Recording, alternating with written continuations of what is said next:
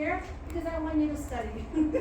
I want you to write them down and make them your own. Because if I just give them to you, you're not going to learn them. Trust me.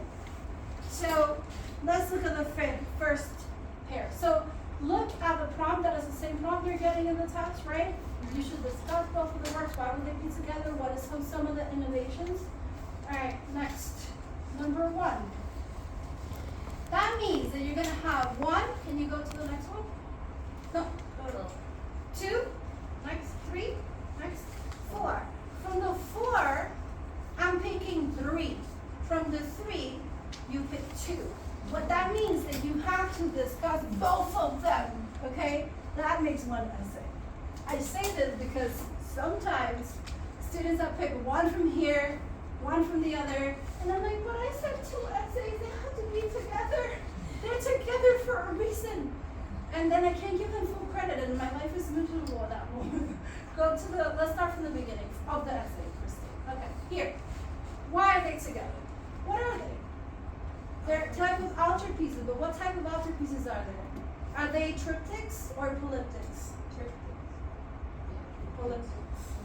Because they're multiple. Polyptych means that they're painted on both sides. So when you close it, you see a different scene, okay?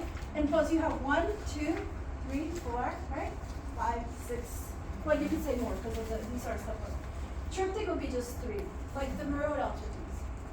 So let's see. This is the Ghent altarpiece. If you say the Ghent altarpiece, you're good. The original title is The Adoration of the Mystic Lamb. We don't need that. The Ghent altarpiece is fine. And then you have the Eisenheim altarpiece.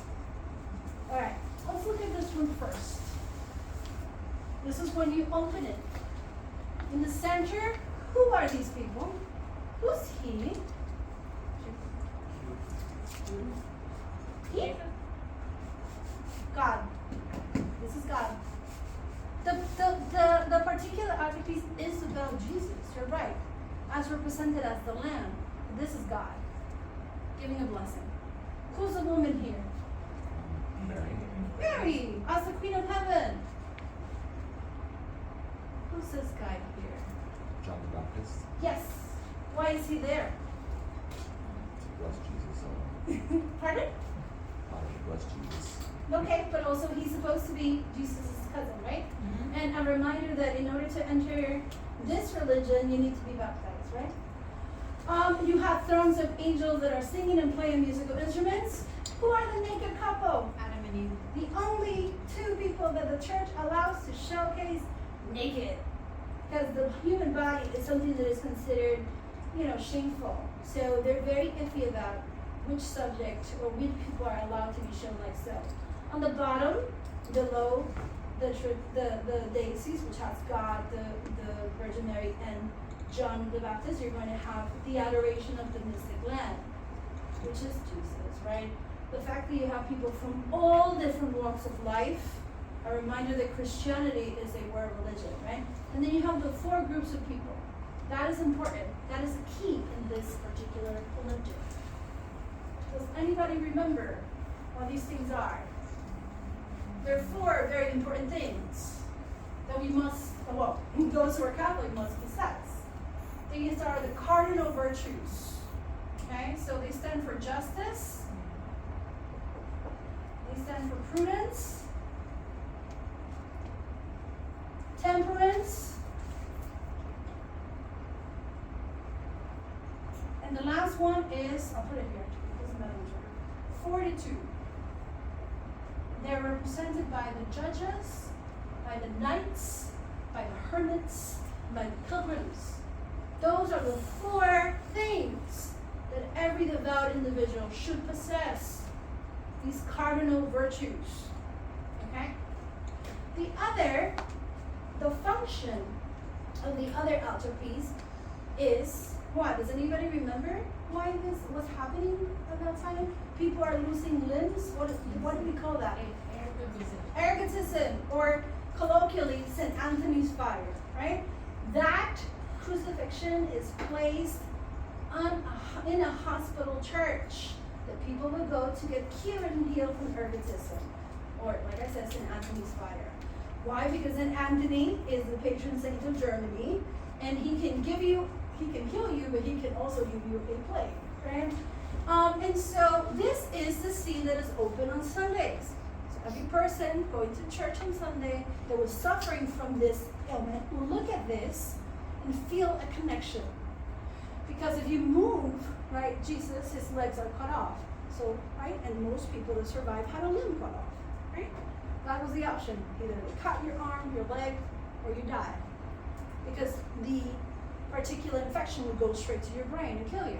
So this is a nocturnal crucifixion. It's one of the few. This is the earliest that is showcased like this. It's not the only one, but it's the earliest. And note the composition, right? You have on the bottom of the crucifixion in that scene, in the predella portion, you're going to have a lamentation scene. The two individuals that are flagging in the center are Saint Stephen, and of course the other is here, Saint Anthony, right? And then in the center you have Jesus, whose body is decaying, is looking green already, right? Who's the woman who's fainted in white? Who do you think she is? Mary, of course. The other one that is distorted, kneeling, is Mary Magdalene. The one here is St. John the Evangelist. And this one here, pointed to him, is St. John the Baptist. It's that reminder, like, it says, I decrease, so he increases. Because you could be physically baptized here, right? But if you're not baptized in the Spirit, then you're not, that's not the point here. And then you have, of course, the Lamb. The Lamb. Same here. Yes. Whose blood is gathering in a chalice. Remember of the Eucharist, of the moment in the Mass where people partake of the wine that becomes the blood. And the bread becomes the same thing, both.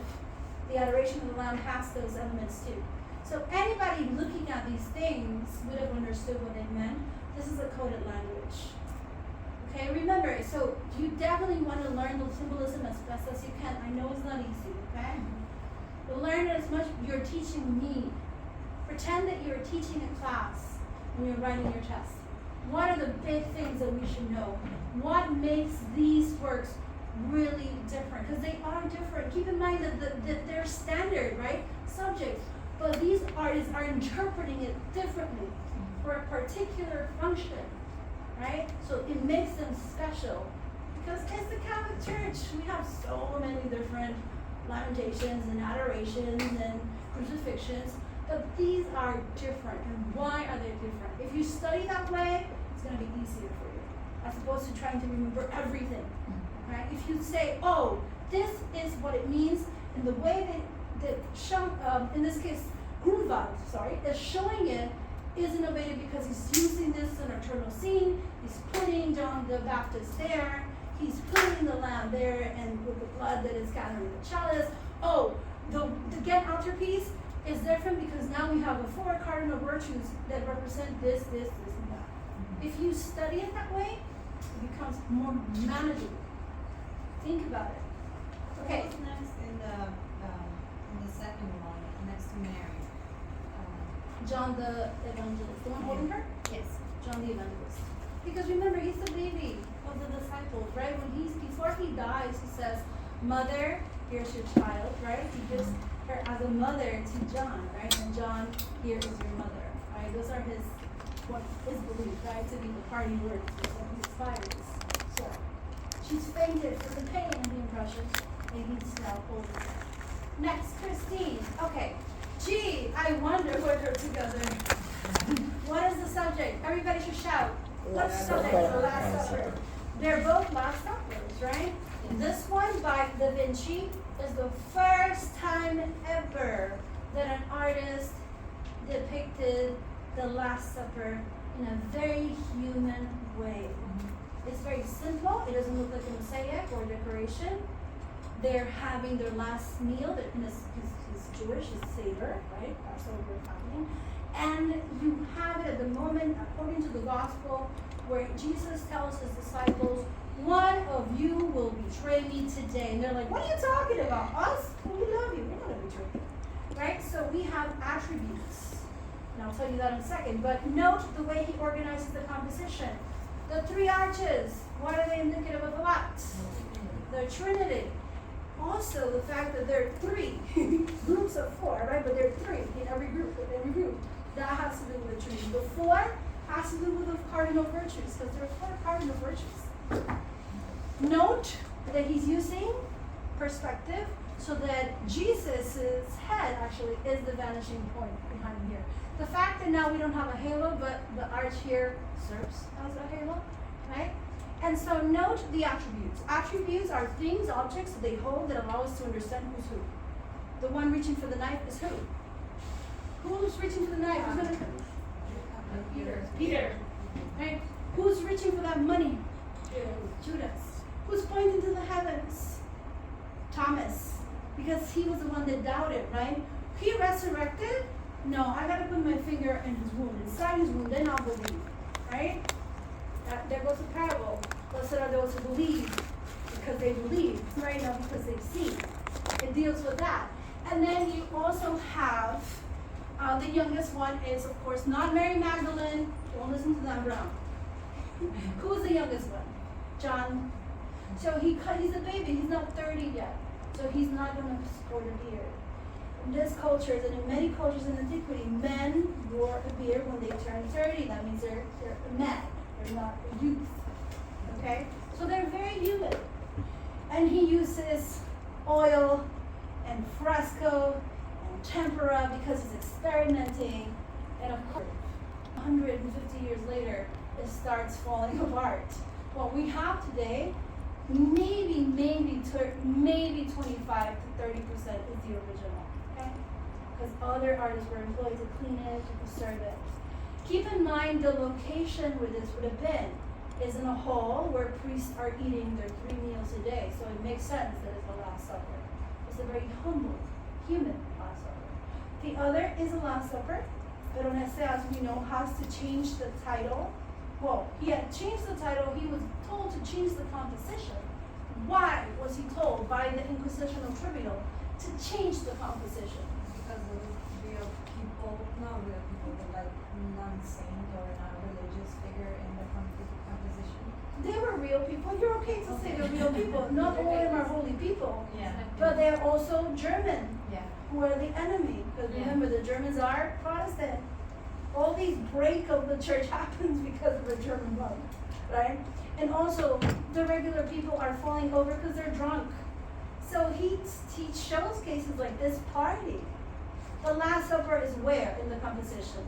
In the center. In the center, right? And keep in mind what is happening. Jesus, who is the lamb, is cutting up a piece of lamb to feed his disciples. And then you have a little cat and dog which is waiting for little scraps of food because they're hungry. He's using the 3 arches here, the 3 loggias, right? Indicative of the Trinity, right? Because he's looking at this one and he says, I want to be better than that. But it's not about being better. You can totally say that you prefer visually Veronese's work to that. It's not about being better, it's about the innovation that happens.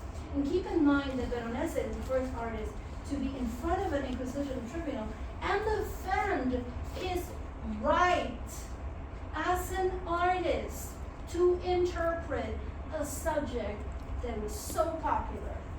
That is key. He's saying, Your Excellency. Because they're like, you know why you're here, obviously. He's like, I guess so. I am here because I chose to interpret this way, because I am an artist.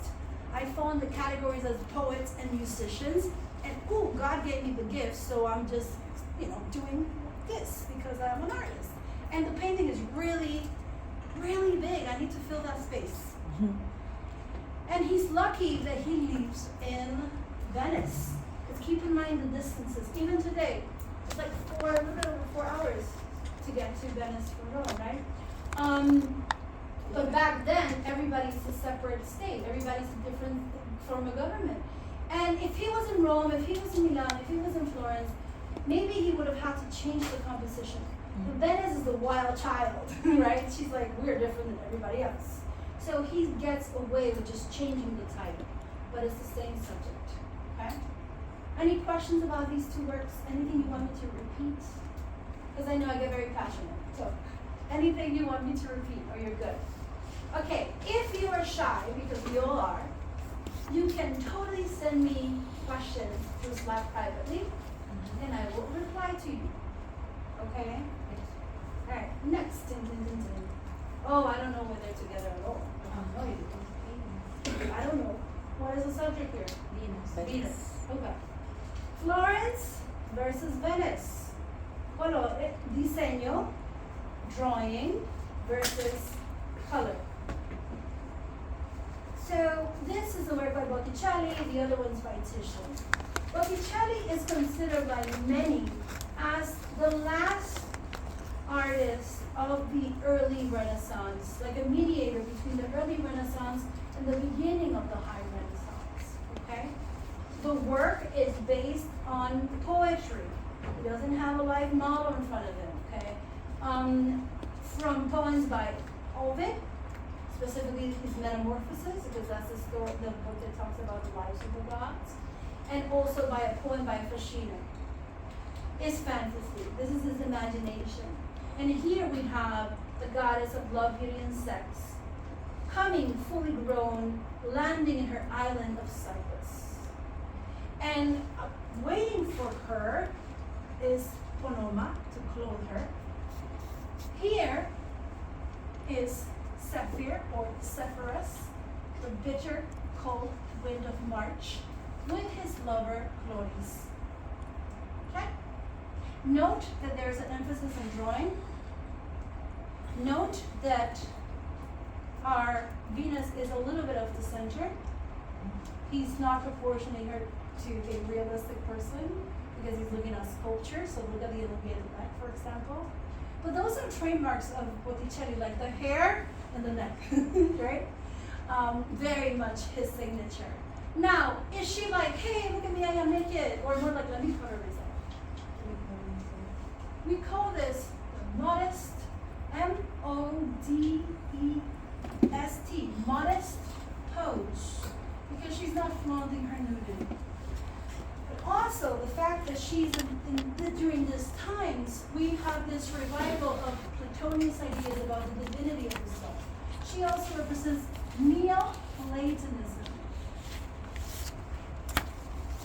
In this case, the duality of the soul. We have a divine side, we have an earthly side. So anybody looking at this would have seen it and would have understood. It is part of two works that were commissioned by Lorenzo de Medici for the wedding of his cousin. And it makes sense because it's Venus, right? You want the couple to fall in love if they haven't fallen in love. You want the couple to have children, right? It's an appropriate theme. The other is a painting in oil by Titian. Keep in mind that he's showing off his ability to create perspective in interiors. This is not a marriage portrait. Remember that there is a theory floating about that it is a marriage portrait because the women are looking inside a cassone, which is this trunk that brides take with them in their wedding, right, to their home. These things could weigh 700 pounds, okay? And it's what you put in your bedroom, and you add, it has pictures, well, this is no pictures. Today, some people still use it as symbolically, but they put their children's pictures in there. They're not as heavy, obviously, they're smaller. But they put everything that was given to them from their family, they put things of their own, and eventually they add things from their children. So if you have a daughter, your daughter is going to take that with her to their marriage. But it's nothing to do with that. This is actually porn back then. Okay, we know, yes, she's a courtesan, perfect. She's a courtesan. She exemplifies that social class of women that are higher than prostitutes. Because these women are educated. They are learned women. They can play chess, they know math, they know languages, they can horseback ride, they could, do all these other things that women, exactly, but it's not just entertainment. They have discussions, right? Yeah. This is why they're sought after. But keep in mind that the title of Venus was added later. The title of the work was La Nuda, the naked woman. And he starts painting it a little bit over 10 years before the Duke even gets married. So we know that this is not a marriage portrait. He also hides it. He keeps it in his studio behind a curtain, which is what we'll see later in the 1800s, right? With those kind of erotic pictures that men commission, they usually do that. They keep it behind a curtain. So we know that this is that. But note that she is seducing us. She's not confronting us. She's like, come over here. He's so pretty. Look at the rosy cheeks. Look at the little curl. Look at the hair that is a little disheveled, right? Look at her dainty feet, right? She's there for male pleasure, for viewing pleasure. And then what about the little dog? What does it mean? Loyalty, because she's loyal to the Duke. But this is not the case, obviously. Courtesans, they were sought after by many men, and they could have many benefactors at the same time. Okay? But also keep in mind that the courtesan, that particular social class, is born in Venice. Okay? We have it, we see it in Rome. For example, Julia in the Renaissance was really powerful, very powerful and popular courtesan. But it comes from Venice. And Venice considers, like I said before, very lax in rules. Very party these days. Next. Last but not least, right? Prints, right? A new source of income, more accessible than painting, for example. If Ruth was my artist and I was not happy with her painting, we could be buying for, haggling for her fee for like 10 years. You don't do that as an artist, you need to make money. So comes the prints. The first one is by Schongauer, the other is by Dürer. Remember that Schongauer develops a very important technique. What do we call it? What does he develop, artists? Cross-hatching, right? Perpendicular lines intersected by parallel lines. The closer the lines are, the darker the value, the further apart, the lighter the value. Keep in mind that, again, St. Anthony is the patron saint of Germany, so it's not a coincidence that he's using this as for the print, this theme. St. Anthony is a hermit saint according to the Golden Legend, that book that talked about the lives of saints that was developed in the Middle Ages. Don't try to find the logic in that, but anyway. And then here, in that book, it says, that he was a very devout man, and he was like a prophet. He had visions. And Schongauer depicted the exact moment where our Anthony is vulnerable, because when he received visions, he would go blind, sometimes even deaf. And this is where the devil decides to send all these demons that are temptations in the form of demons to torment him. How is he? Is he afraid? He's stoic. He's betraying no emotion, because he understands that the cloak of his faith will see him through, will save him. Okay? So note the way that Schongauer is showing the different textures of skin and hair, right? Because we are in an area where we want to show this detail with an obsessive scientific eye. In Italy, this is not the case yet. Okay? This is why they're only using hatching, because they're more concerned about the body, the human body, and idealizing the body, as opposed to surfaces and objects and things of this nature. The other is a print, one of the master prints by Albert Dürer. He, being a journeyman, is expected to leave home. And I emphasize that because we see that earlier in the northern artists than in the Italian artists. The northern are expected to travel distances and go to other countries. Okay? And in the case of Schongauer, from Dürer, who is from Nuremberg, he goes to Colmar to find Schongauer. Unfortunately, Martin had died at the time that he went there, but his brothers, who were also trained goldsmiths, are going to train him. He goes to Italy and he comes back, and this work is a combination or a synthesis of Germanic and Italianite things. The body specifically, the body of Adam is based on the Apollo Belvedere, which is a sculpture, a torso, right, that all artists would have borrowed and copied from. So our Garden of Eden is in a German forest. The tree of knowledge is a fig tree. And we have a parrot because it's a very exotic symbol. It's a symbol of wealth. Very few people can afford this type of animal, right? And then, or birds, and then its song sounded like if, as he was calling the Virgin Mary's name. Note the animals depicted here, and that is a clue of what the work is really about. What is the work about? What do we call those 4 bodily liquids that control human personality? The 4 humors. This comes from antiquity, right? It was believed that before man sins, all the 4 bodily liquids are in tandem or in harmony and balance with each other. Once man sinned, all hell broke loose, and now each person is controlled by one of these. So the cat is quick to anger.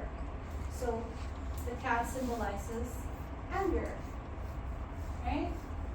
The rabbit, promiscuity. The ox, laziness. But laziness in that somebody will take 100 years to carry out a particular task.